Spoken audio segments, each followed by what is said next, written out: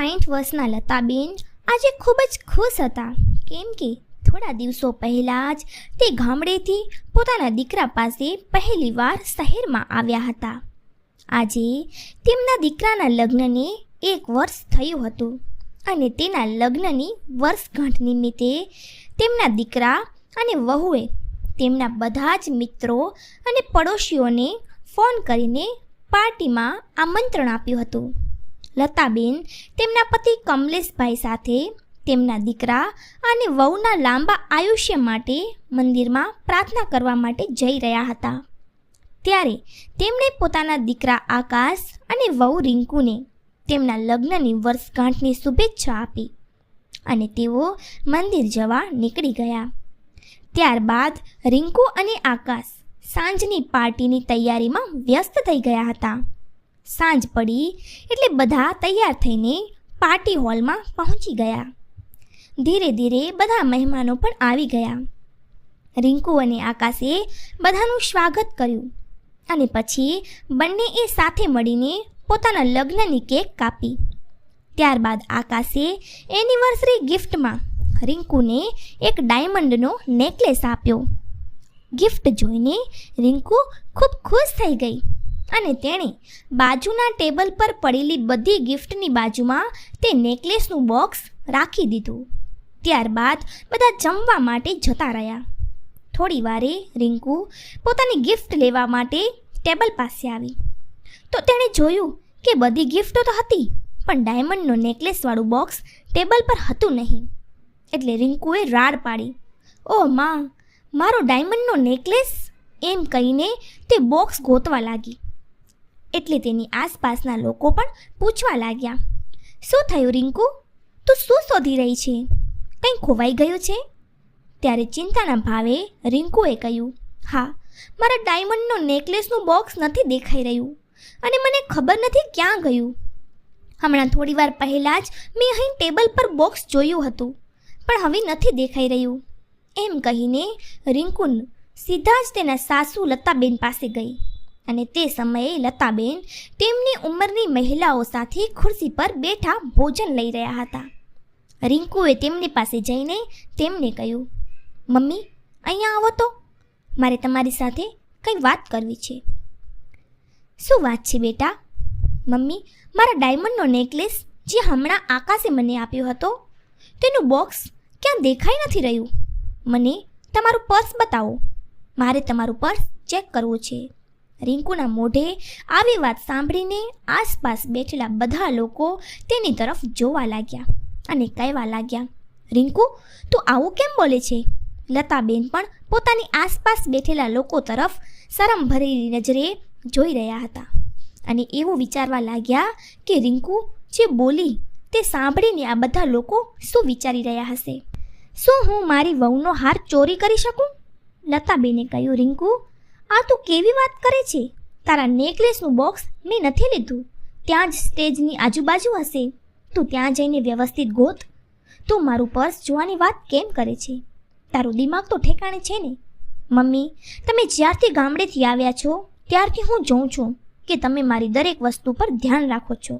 ક્યારેક તમે મારો કબાટ ખોલીને મારી સાડીઓ જોતા હોય છો અને ક્યારેક તમે મારો મેકઅપનો સામાન પણ ઉપાડીને જોતા હોય છો.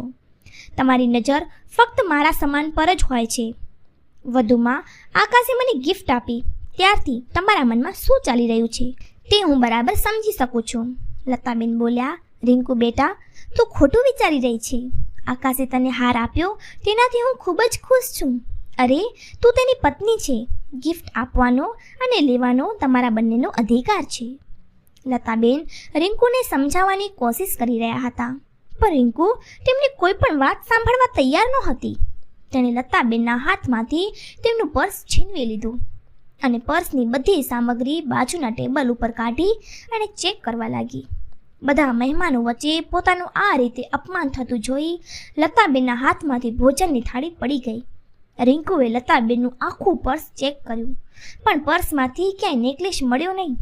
બધાની સામે વહુ દ્વારા થયેલા આવા અપમાનને કારણે લતાબેન સ્તબ્ધ બની અને ખુરશી પર બેઠા રહ્યા. આજે તો અંદરથી પૂરી રીતે ભાંગી પડ્યા હતા અને પોતાને ખૂબ એકલા હોય તેવા અનુભવી રહ્યા હતા. તેમની આંખોમાંથી આંસુ વહેવા લાગ્યા હતા. પોતાની સાડીના છેડાથી આંસુ લૂછીને તેમની નજર કમલેશભાઈને શોધવા લાગી.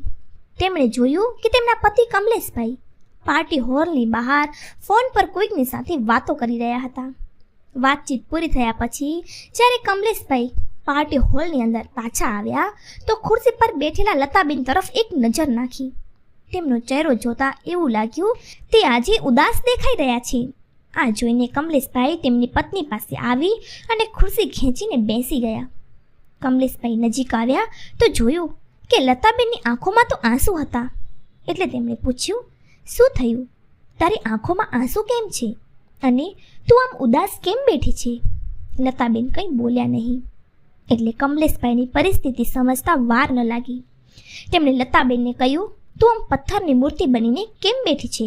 કંઈક તો બોલ, શું થયું છે? એટલે લતાબેનના મોઢામાંથી ખૂબ જ મુશ્કેલીથી આ શબ્દો નીકળ્યા, શું હું ચોર છું? મારી વહુએ બધાની સામે મારું પર્સ ચેક કરીને મારું અપમાન કર્યું છે. તેણે એમ કેમ વિચાર્યું કે હું ચોર છું? તેનો હાર મેં ચોરી લીધો છે. હું કોઈ ચોર નથી. આટલું કહીને તેણે પોતાની સાડીના છેડાથી મોઢું ઢાંકી દીધું અને રડવા લાગ્યા. લતા, તું આવી બકવાસ વાતો કેમ કરી રહી છે? કોણે કહ્યું કે તું ચોર છે? અને તું ભલા ચોરી શું કામ કરીશ? ત્યારે આજુબાજુમાંથી કોઈકે બોલ્યું, કમલેશભાઈ, તમારા દીકરાની વહુનો નેકલેસ ખોવાઈ ગયો છે અને તે શોધી રહી છે. તમારો દીકરો પણ તેને શોધી રહ્યો છે. ત્યારે કમલેશભાઈની બાજુમાં બેઠેલી એક વૃદ્ધ મહિલા બોલી, તમારા વહુની વસ્તુઓ ખોવાઈ ગઈ તો પહેલાં આજુબાજુ ગોતવી જોઈતી. અરે, શું કોઈ પોતાની સાસુ સાથે આવું કરે? એણે તો બધા લોકોની સામે લતાબેનના પર્સની તપાસ કરી, જાણે તેની સાસુ ચોર હોય અને તેણે તેનો હાર ચોરી લીધો હોય. અરે, પાર્ટીમાં તો ઘણા બધા લોકો હાજર છે. થોડી તો શરમ કરવી જોઈએ ને? જુઓ, બિચારા લતાબેન ત્યારથી ગુમસુમ બેઠા છે. ના તો કંઈ બોલે છે કે ન તો કોઈની સાથે વાતો કરે છે. કમલેશભાઈએ જ્યારથી આ બધી વાતો સાંભળી ત્યારે તેમને ખૂબ જ ગુસ્સો આવ્યો અને તેમણે વિચાર્યું કે રિંકુએ પોતાની સાસુ પર આટલો મોટો આરોપ કેવી રીતે લગાવ્યો. ત્યારે કમલેશભાઈની નજર બાજુના ટેબલ પર પડી. તેમણે જોયું કે લતાબેનનું પર્સ તો ત્યાં જ હતું, પણ તેનો બધો સામાન ટેબલ પર વેરવિખેર પડ્યો હતો. તેમણે ઝડપથી બધી વસ્તુઓને ભેગી કરી અને પર્સની અંદર મૂકી. થોડીવાર પછી તેમનો દીકરો પણ લતાબેન પાસે આવ્યો અને કહ્યું, મમ્મી, તમે રિંકુનો નેકલેસ ક્યાં જોયો છે? જોયો હોય તો મને કહો. તેની મમ્મી પર સીધો ચોરીનો આરોપ લગાવવાની હિંમત થઈ નહીં. એટલે તેણે ગોળ ગોળ વાતો કરીને લતાબેનને પૂછ્યું. ત્યારે કમલેશભાઈએ આકાશને કહ્યું કે તને શરમ નથી આવતી તારી મમ્મીને નેકલેસ વિશે પૂછતા? શું તારી માં તને ચોર લાગે છે કે તારા પત્નીના નેકલેસને તે ચોરી કરી લેશે? શું કમી છે તારી મમ્મી પાસે કે તારી પત્નીના ઘરેણા ચોરે? તું અહીંથી ચાલ્યો જા, નહીંતર ગુસ્સામાં મારો હાથ ઉપડી જશે. હવે હું તમારી આવી વાતો સહન નહીં કરી શકું. ત્યારબાદ કમલેશભાઈએ લતાબેનનો હાથ પકડ્યો અને તેમના દીકરાના ફ્લેટ પર પાછા આવી ગયા. પણ તેમનો દીકરો અને વહુ હજી પાર્ટી કરી રહ્યા હતા. ઘેર આવ્યા પછી કમલેશભાઈ લતાબેનને સમજાવવાનો પ્રયાસ કરવા લાગ્યા અને કહ્યું, તું ચિંતા ન કર, રિંકુને આવવા દે. હું તેને કહીશ કે તેણે બધાની સામે આ રીતે તારું પર્સ ચેક કરીને સારું નથી કર્યું. અને આકાશે તેને એકવાર પણ રોકી નહીં કે તું મારી મમ્મીની તપાસ કેમ કરી રહી છે? મારી મમ્મી આવું ક્યારે ન કરી શકે. લતાબેન ચૂપચાપ પોતાના રૂમમાં જઈને બેસી ગયા અને તે દિવસોને યાદ કરવા લાગ્યા જ્યારે આકાશ, રિંકુ એ તેમને ફોન કરીને કહ્યું હતું કે મમ્મી, અમે અમારા લગ્નની પહેલી વર્ષગાંઠ ખૂબ જ ધામધૂમથી ઉજવીએ છીએ અને તમારે પણ અમારે લગ્નની વર્ષગાંઠની પાર્ટીમાં આવવાનું છે. લતાબેન પોતાના દીકરા પાસે જવાની વાત સાંભળીને ખૂબ જ ખુશ થઈ ગયા હતા. આજે તે પહેલી વખત પોતાના દીકરા અને વહુના ઘરે જઈ રહ્યા હતા, કારણ કે આકાશે જ્યારથી શહેરમાં નોકરી કરવા ગયો હતો ત્યારથી જ્યારે પણ તેને તેની યાદ આવતી ત્યારે તે આકાશને પોતાના ગામડે ઘરે બોલાવી લેતા હતા. આકાશે પણ ત્યાં એક રૂમમાં એકલો રહેતો હતો, એટલે તેઓ ત્યાં જઈને શું કરે? પણ જ્યારે તેના લગ્ન થયા ત્યારે તેમણે એક મોટો ફ્લેટ ખરીદી લીધો અને તે બંને તેમાં આરામથી રહેવા લાગ્યા. તેમના લગ્નના 1 વર્ષ દરમિયાન લતાબેને પણ ત્યાં ગયા નહોતા, કેમ કે બંને નોકરી કરતા હતા. એટલે ત્યાં જઈને તેઓ શું કરે એમ વિચારીને તે નહોતા ગયા. પણ હવે તેમના લગ્નને 1 વર્ષ થવાનું હતું. એટલે લતાબેને તેમના પતિને કહ્યું, સાંભળ્યું, આ મારી વહુની પહેલી વર્ષગાંઠ છે, તેથી હું તેને ખૂબ જ સરસ ગિફ્ટ આપીશ. એટલે કમલેશભાઈએ કહ્યું કે ચાલ, હું આજે જ તને મારી સાથે બજારમાં લઈ જઈશ. તારે રિંકુ માટે સાડી લેવી હોય તો લઈ લેજે. અરે ના ના, હું તેને સાડી નહીં આપું, હું તો મારી વહુને સોનાની બંગડીઓ આપીશ. સોનાની બંગડીઓ? આ સાંભળીને કમલેશભાઈ બોલ્યા, આટલી મોંઘી ગિફ્ટ તારે આપવી છે? ચલ, કંઈ વાંધો નહીં, તારી બંગડીઓ આપવાની ઈચ્છા હોય તો ઠીક છે, હું કાલે જ બેંકમાંથી પૈસા ઉપાડીને લઈ આવું છું. પછી આપણે બંને સોનીની દુકાને જઈશું. તને ગમે એવી સુંદર બંગડીઓ રિંકુ માટે ખરીદી લેજે.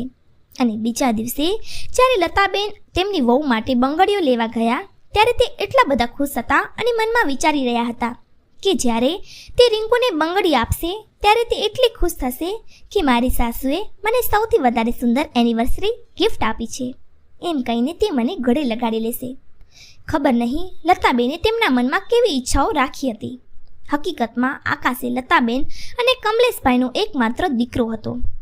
કમલેશભાઈ ગામની સરકારી સ્કૂલમાં અંગ્રેજી ભાષાના શિક્ષક હતા અને તેની સાથે તેઓ બાળકોને પણ કોચિંગ કરાવતા હતા.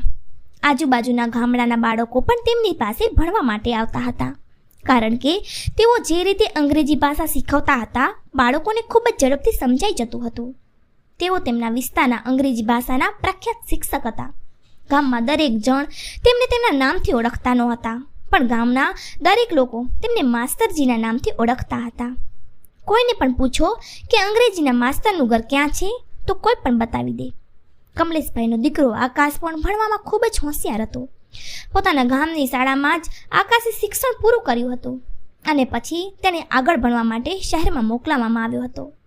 કમલેશભાઈનો જે પગાર આવતો હતો તે બધું આકાશના ભણતર પાછળ વાપરી નાખતા હતા અને ટ્યુશન અને કોચિંગમાંથી જે કમાણી થતી હતી તે ઘર ખર્ચમાં વાપરતા હતા. એક દિવસ આકાશ પણ ભણી ગણીને સારી નોકરી કરવા લાગ્યો. પછી તેણે એક મોટી મલ્ટીનેશનલ કંપનીમાં નોકરી મળી ગઈ. બહુ મોટી પોસ્ટની નોકરી મળી ગઈ હતી, એટલે રોજ કોઈને કોઈ સંબંધ તેના લગ્ન માટે આવતા જ રહેતા હતા. ઘણી છોકરીઓને જોયા પછી તેમાંથી લતાબેને રિંકુની પસંદગી કરી હતી. બધી ઔપચારિકતાઓ પૂર્ણ કર્યા પછી સગાઈ થઈ અને ત્યારબાદ લગ્નની તૈયારીઓ શરૂ થઈ. તે બંનેના લગ્ન ખૂબ ધામધૂમથી થયા. લતાબેન અને કમલેશભાઈ તેમના દીકરાની ઈચ્છા મુજબ જ લગ્નમાં બધું કર્યું હતું અને રિંકુને લગ્નમાં જે કંઈ પણ દાગીના ચડાવવાના હતા તે બધા જ તેમણે રિંકુને બોલાવીને તેની પસંદગી મુજબ ખરીદી કરી હતી. કેમ કે લતાબેનના મનમાં ક્યાંય ને ક્યાંય એવું પણ હતું કે તેમને કોઈ દીકરી નથી, એટલે જ્યારે વહુ આવશે ત્યારે તેઓ તેની દીકરી જેવો પ્રેમ અને સ્નેહ આપશે. લગ્ન પછી રિંકુ જ્યારે સાસરે આવી તો લતાબેને તેને એવું ન લાગવા દીધું કે તેના સાસરે છે, પણ લતાબેને તો એને ક્યાં ખબર હતી કે દીકરી તો દીકરી હોય અને વહુ ક્યારે દીકરી બની શકતી નથી અને સાસુને પણ ગમે તેટલો પ્રેમ કરે તો પણ સાસુ ક્યારે માં નથી બની શકતી. મિત્રો, આ દુનિયાનું સત્ય છે, તેને કોઈ પણ બદલી શકતું નથી. હવે ધીરે ધીરે આકાશના લગ્નનો સમય નજીક આવ્યો અને રિંકુ દીકરી બનીને લતાબેનના ઘરે આવી ગઈ.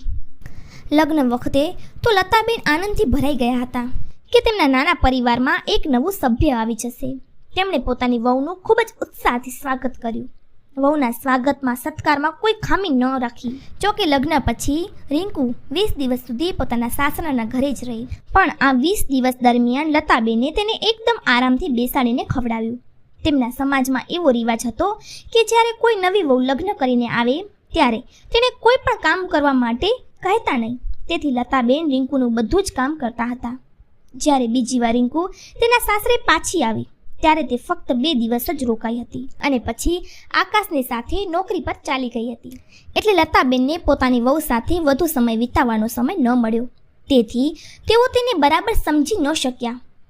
રિંકુનો સ્વભાવ કેવો છે, તેને શું ગમે છે, શું પસંદ છે, તેનું વ્યક્તિત્વ કેવું છે.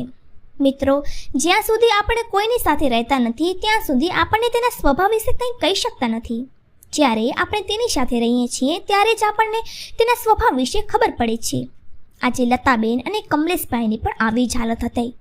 તેમના દીકરાના ફ્લેટમાં રૂમમાં બેસીને લતાબેન આ બધું વિચારી રહ્યા હતા ત્યારે અચાનક તેમનો કોઈ આવવાનો અવાજ સંભળાયો. જ્યારે લતાબેને દરવાજો ખોલ્યો તો સામે પોતાના દીકરા અને વહુ ઊભેલા જોયા. આખી પાર્ટી પૂરી કરીને રાત્રે લગભગ 1 વાગ્યે બંને ઘરે પાછા ફર્યા હતા. લતાબેને શાંતિથી દરવાજો ખોલ્યો અને પાછા પોતાના રૂમમાં આવીને બેસી ગયા. આકાશ તેમને કંઈક કહેવા માટે આગળ વધ્યો, પણ લતાબેને કહ્યું કે અત્યારે કંઈક કહેવાની કે સાંભળવાની જરૂર નથી. રાત બહુ થઈ ગઈ છે, રાતનો 1 વાગ્યો છે, એટલે ચૂપચાપ તેઓ રૂમમાં જઈને સૂઈ ગયા. ત્યારે કમલેશભાઈ પણ સહેજ ખખડાટના અવાજથી જાગી ગયા અને પૂછ્યું, શું થયું લતા? તું હજુ સુધી કેમ સૂતી નથી? અને બહારથી કોનો અવાજ આવી રહ્યો છે? કંઈ નહીં, આકાશ અને રિંકુ પાર્ટીમાંથી આવ્યા છે. ત્યારે લતાબેનને યાદ આવ્યું કે રિંકુ માટે જે સોનાની બંગડીઓ લઈને આવ્યા હતા તે સોનાની બંગડીઓ હજી તેણે આપી નહોતી, કેમ કે તેઓ બંગડીઓ આપે તે પહેલાં જ આ બધું થઈ ગયું હતું. પણ એક માનું હૃદય હોય છે. આટલું બધું થયા પછી લતાબેને કમલેશભાઈને કહ્યું, એવું કરીશ કે આપણે બંગડીઓ કાલ સવારે આપી દઈશું. ત્યારે કમલેશભાઈ પલંગ પરથી ઊભા થયા અને લતાબેનને કહ્યું, ના લતા, હવે આ બંગડીઓ નથી આપવી. આપણે કેટલા હરખથી વહુ માટે આ બંગડીઓ લઈને આવ્યા હતા, પણ તેણે તારી સાથે શું કર્યું? તું કેમ ભૂલી ગઈ? હવે હું આ બંગડી ક્યારે નહીં આપવા દઉં. પોતાના પતિ સામે લતાબેન કંઈ બોલી શક્યા નહીં, કેમ કે તેમણે પણ તેમની વહુનું આવું વર્તન ખરાબ લાગ્યું હતું. સવારે 8:30 વાગ્યા સુધી બધા સૂતા રહ્યા હતા, કારણ કે પાર્ટી મોડી રાત સુધી ચાલી રહી હતી, તેથી કોઈ વહેલા ઉઠ્યા નહોતા. એટલે લતાબહેન ઉઠીને રસોડામાં ગયા અને કમલેશભાઈ અને પોતાના માટે ચા બનાવીને લઈ આવ્યા. જ્યારે તેઓ ચા પી રહ્યા હતા ત્યારે જ આકાશ અને રિંકુ બંને જાગ્યા અને આકાશ બોલ્યો, મમ્મી, તમે એકલા ચા બનાવીને પી લીધી, મારા માટે તો તમે ચા પણ ના બનાવી. એટલે લતાબેને કહ્યું, ઠીક છે બેટા, હું હમણાં બનાવી દઉં છું. લતાબેન ચા બનાવવા માટે જેવા જ ઊભા થયા તો કમલેશભાઈએ તેમને પાછા બેસવાનું કહ્યું અને આકાશ સામે જોઈને કહ્યું, કેમ બેટા, તે અને તારી પત્નીએ કાલે તારી મમ્મી સાથે જે કર્યું જોઈને તને હજી પણ આશા છે કે તારી મા તારા માટે ચા બનાવીને આપશે? એટલે આકાશે તેની મમ્મીને કહ્યું, મમ્મી, કાલે રિંકુનો નેકલેસ તેની એક બહેનપણીએ રિંકુના પર્સમાં જ નાખી દીધો હતો. મોંઘી ગિફ્ટ છે, ખોવાઈ ના જાય એમ વિચારીને. અને કેક કાપ્યા પછી તેની તે બહેનપણી તેના ઘરે જતી રહી, એટલે તે અમને આ વાત કહેવાનું ભૂલી ગઈ હતી. પણ થોડા સમય પછી જ્યારે રિંકુના પર્સમાં રાખેલા ફોનમાં તેનો ફોન આવ્યો, ત્યારે હું ફોન ઉપાડવા પર્સ પાસે ગયો અને જ્યારે મેં ફોન કાઢવા પર્સ ખોલ્યું તો રિંકુના નેકલેસનું બોક્સ તેના પર્સમાં જ પડ્યું હતું. અને ફોન ઉપાડ્યો તો તેની બહેનપણી આ બધી વાત જણાવી. મને માફ કરી દો, રિંકુએ જ તમારી સાથે જે કર્યું તે સારું નથી કર્યું. રિંકુની નજીકમાં ઊભેલી જોઈને કમલેશભાઈએ કહ્યું, રિંકુ, તારી સાસુનું પર્સ જોતા પહેલાં તારે એક વખત પોતાનું પર્સ ચેક કરવું જોઈતું હતું, પછી જ કોઈક બીજા ઉપર આરોપ નાખવો જોઈતો હતો. ત્યારે રિંકુએ કહ્યું, પપ્પા, કેટલી મોંઘી ગિફ્ટ હતી, તે ખોવાઈ ગઈ, એટલે હું ટેન્શનમાં આવી ગઈ હતી. અને હું તો મમ્મીનું પર્સ એટલા માટે જોઈ રહી હતી કે કદાચ મેં ભૂલથી ગિફ્ટ તેમના પર્સમાં તો નથી મૂકી દીધું ને?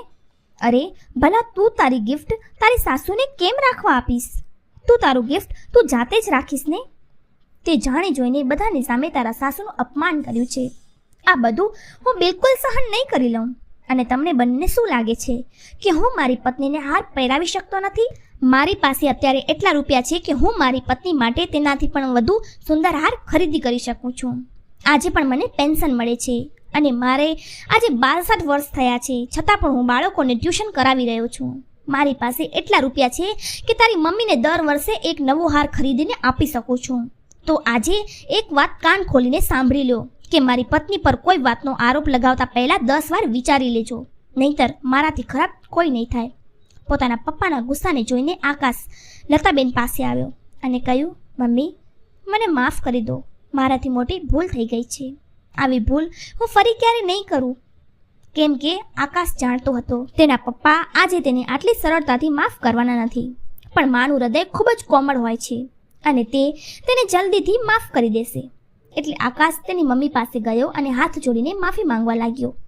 લતાબેને પણ તેના દીકરા અને વહુ પર દયા આવી અને તે બંનેને માફ કરી દીધા. પછી આકાશે હસતા હસતા કહ્યું, મમ્મી, તમે તો તમારા વહુને લગ્નની વર્ષગાંઠ પર કોઈ ગિફ્ટ આપી નથી. તેની ગિફ્ટ આપવા માટે તમે કંઈ લઈ નથી આવ્યા? એટલે કમલેશભાઈએ કહ્યું કે બેટા, અમે તો સોનાની બંગડીઓ લઈને આવ્યા હતા વહુને ભેટ આપવા માટે, પણ હવે દેવાનું મન નથી થતું અને હવે મેં તે બંગડીઓ તારી મમ્મીને આપી દીધી છે. જો કે તારી મમ્મીને આ બધી વસ્તુઓનો શોખ તો નથી, પણ હું ઈચ્છું છું કે તે આ બધી વસ્તુઓ પહેરે, જેથી લોકોને એવું ના વિચારે કે અમારી પાસે કંઈ નથી એટલે અમે ચોરી કરી લઈએ. એટલું કહીને તેઓ ચૂપચાપ તેમના રૂમમાં ચાલ્યા ગયા. પછી જ્યારે 2 દિવસ બાદ કમલેશભાઈ અને લતાબેન પોતાના ગામ જવા માટે નીકળી રહ્યા હતા ત્યારે લતાબેને પોતાના હાથમાં એ સોનાની બંગડીઓ પહેરી હતી જે તેઓ રિંકુને ગિફ્ટ આપવા માટે લઈ આવ્યા હતા. એ ખૂબ જ સુંદર બંગડીઓ હતી. હવે જ્યારે તે જઈ રહ્યા હતા ત્યારે રિંકુ પોતાના સાસુના ચરણ સ્પર્શ કરવા માટે આવી ત્યારે તેને તેના હાથમાં હીરા જડેલી સુંદર નવી ડિઝાઇનની સોનાની બંગડીઓ જોઈને તે જોતી જ રહી ગઈ અને બોલી, મમ્મી, તમે આટલી સુંદર બંગડીઓ ક્યાંથી ખરીદી? આટલી સુંદર બંગડી તો મારી પાસે પણ નથી. ત્યારે નજીકમાં ઊભેલો આકાશે પણ મમ્મીના હાથમાં પહેરેલી બંગડીના વખાણ કરવા લાગ્યો. લતાબેન આજે કંઈ બોલી શક્યા નહીં. ત્યારે કમલેશભાઈએ કહ્યું, બેટા, જો કે આ બંગડીઓ અમે બીજા કોઈ માટે લાવ્યા હતા, પણ હવે તે મારી પત્નીના હાથની સુંદરતા વધારી રહી છે. ત્યારે આકાશ અને રિંકુ સમજી ગયા કે પપ્પા શું કહેવા માંગે છે, પણ હવે તે કશું કરી શકે તેમ નહોતા, કારણ કે તેમણે લતાબેન સાથે ખરાબ વર્તન કર્યું હતું. તેથી હવે તે બંગડીઓ માંગી પણ શકતા નહોતા. પોતાના સાસુના હાથમાં આટલી સુંદર બંગડી જોઈને રિંકુ મનમાં પસ્તાવો કરવા લાગી. તેનું મન બંગડી લેવા માટે ખૂબ જ લલચાઈ રહ્યું હતું, પણ એક નાનકડી ભૂલના કારણે આજે તે સમાજ અને તેના સાસુ સસરાની સામે ખૂબ જ શરમ અનુભવી રહી હતી. આજે તેમના હાથમાં આવેલી લક્ષ્મી પણ જતી રહી હતી. તો મિત્રો, કમલેશભાઈએ પોતાના પુત્રવધૂને પાઠ ભણાવવા માટે જે કર્યું તે સાચું હતું કે ખોટું કોમેન્ટ કરીને જરૂરથી જણાવજો. અને જો મિત્રો તમને થોડી પણ વાર્તા ગમી હોય તો ચેનલને સબસ્ક્રાઇબ કરજો અને વિડીયોને લાઇક કરજો અને હા, નોટિફિકેશન બેલ જરૂરથી દબાવજો જેથી આગલી અપડેટ સૌથી પહેલાં તમને મળે. તો ફરીથી મળીશું એક નવા વિડીયોમાં. તમારો ખૂબ ખૂબ આભાર.